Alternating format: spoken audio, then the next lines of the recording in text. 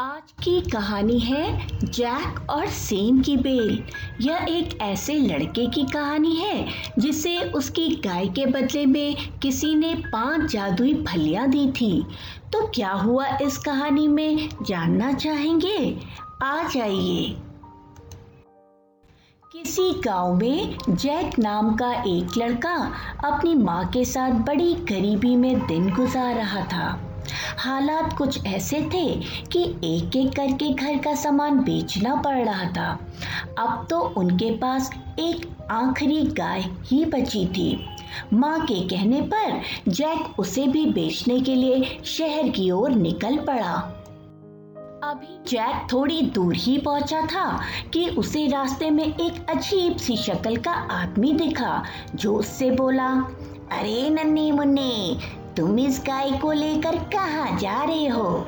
लगता है बेचने जा रहे हो।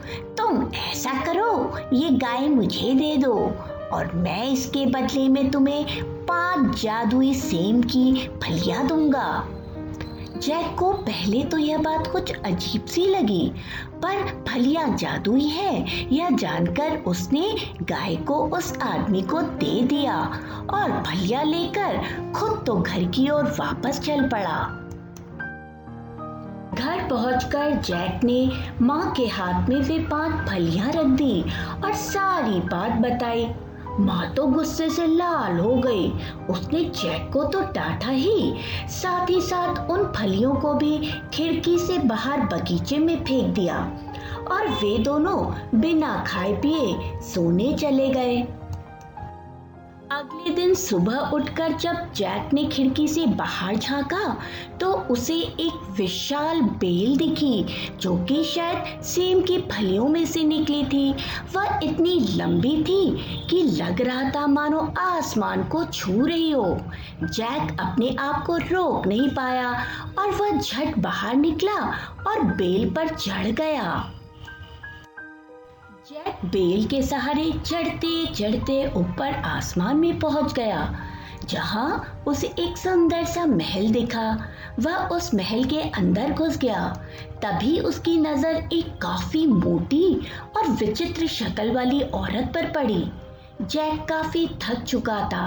वह उस औरत से बोला, मैं बहुत भूखा हूँ, रात से कुछ नहीं खाया, क्या आप मुझे खाने को कुछ दोगी? औरत काफी दयालु थी। वह झट रसोई में गई, दूध और ब्रेड लाकर उसने जैक को दी। अभी जैक खाने जा ही रहा था कि उसे किसी के कदमों की जोर जोर की आवाज सुनाई दी। उसने सामने देखा तो एक लंबा चौड़ा भयानक सी शक्ल का दानव आते दिखा। शायद वही इस महल का मालिक था। अंदर आते ही वह उस औरत से बोला, लगता है यहाँ कोई लड़का आया है, मुझे तो उसकी सुगंध आ रही है। आज तो मैं उसे पकाकर खाना खाऊंगा। तब वह औरत बोली, आपको वहम हुआ है, यहाँ कोई नहीं आया। यह सब सुनकर जैक तो डर से थर थर कांपने लगा। वह वहीं कहीं जाकर छुप गया। औरत की बात मानकर दानव भी अपने कमरे में सोने चला गया।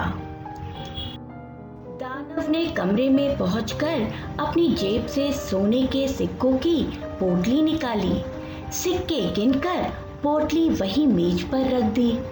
बिस्तर में लेटते ही उसे गहरी नींद आ गई। उसके सोते ही जैक दबे पैरों कमरे में आया। मेज में रखी पोटली देखकर उसे लालच आ गया। उसने पोटली उठाई और छुपते छुपाते राजमहल के बाहर आया। वह बेल के सहारे उतरते हुए अपने घर पहुंच गया। उसने सिक्कों की पोटली माँ के हाथ में रख दी और अपनी आप बीती बताई। माँ बहुत खुश हुई। कुछ दिनों के बाद जैक ने फिर से महल में जाने का मन बना लिया और वह बेल के सहारे राजमहल के अंदर पहुंचा। उसने देखा दानव खाना खाने के बाद बिस्तर पर लेटा है और वहीं उसके बिस्तर के बगल में एक मेज में मुर्गी रखी थी जो कि सोने का अंडा देती थी। दानव को एक बार फिर लड़के की महक आने लगी, पर अपना वहम जान वह चुपचाप सो गया और थोड़ी देर में खर्राटे लेने लगा। जैसे ही जैक ने देखा कि दानव सो गया है, उसने झट सोने की मुर्गी उठा ली और उसे लेकर बेल के सहारे नीचे अपने घर गया और माँ को वह सोने का अंडा देने वाली मुर्गी दे दी। माँ एक बार फिर बहुत खुश हुई और लड़के को शाबाशी देने लगी। अब तो जैसे जैक को दानव के घर से कोई ना कोई सामान उठाने की आदत पड़ गई थी। वह कुछ दिनों के बाद फिर से वहां गया और उसने देखा दानव तो बड़े मजे से कुर्सी में बैठकर खर्राटे ले रहा है और उसके बगल की मेज में एक बाजा रखा था जो कि शायद जादुई था।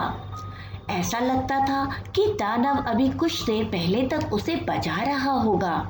जैक ने धीरे से उसे उठा लिया और महल के बाहर की ओर जाने लगा। अचानक उस बाजे में से आवाज आई, मालिक मुझे बचाओ, मुझे कोई ले जा रहा है। दानव ने जब बाजे की आवाज सुनी तो वह भी जैक के पीछे दौड़ा। जैक जल्दी जल्दी फलियों वाली बेल के सहारे नीचे उतरने लगा। दानव भी उसके पीछे बेल के सहारे उतरने लगा, पर उतनी फुर्ती से नहीं उतर पा रहा था। जैक जल्दी से अपने घर के अंदर घुस गया। जैक घर के अंदर से कुल्हाड़ी लाया और उसने बेल को ही जड़ से काट डाला।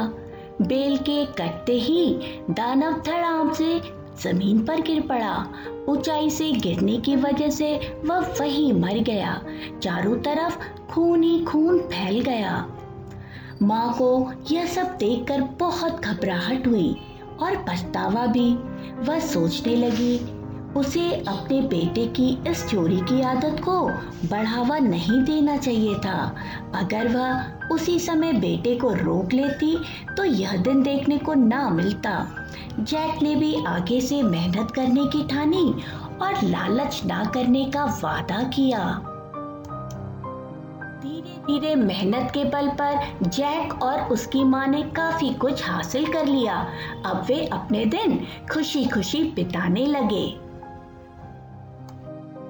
तो बच्चों, कहानी अच्छी लगी ना?